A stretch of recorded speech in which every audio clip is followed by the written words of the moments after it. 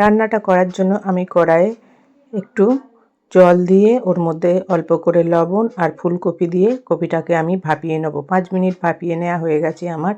এখন আমি কপিটাকে নেড়ে চেড়ে তুলে নেব। কড়াইটা ভালো করে ধুয়ে পরিষ্কার করে ওর মধ্যে তেল, 5 ফোড়ন আর তেজপাতা দিয়ে ভালো করে নেড়ে চেড়ে ওটা লাল হওয়া পর্যন্ত অপেক্ষা করে ওর মধ্যে আদা রসুনের পেস্ট আর দিয়ে দেবো পেঁয়াজ কালি আর চিংড়ি মাছ। ওটাকেও একটু হালকা নেড়ে চেড়ে আমি ভেজে নেব। তারপরে ওর মধ্যে দিয়ে দেবো আমি টমেটো কুচি আর মটরশুঁটি কুচি।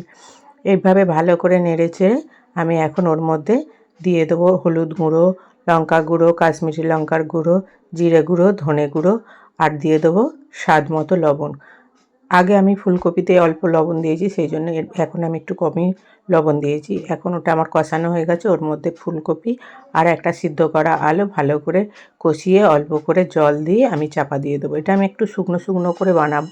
শুকনো শুকনো করে বানালে কিন্তু অসময়ে বলে কিছু মনে হবে না। শীত তো প্রায় শেষ, এখন আর ফুলকপি ছেলেপুলেরা খেতে চায় না। যাই হোক, এইভাবে একটু বানিয়ে দেখলাম। উপর থেকে আমি গরম মশলার গুঁড়ো আর ধনেপাতার গুঁড়ো দিয়ে আমি এটাকে ভালো করে শুকনো করে নামিয়ে নেব। এইভাবে আপনারাও একবার বানিয়ে খেয়ে দেখবেন, দারুণ লাগে।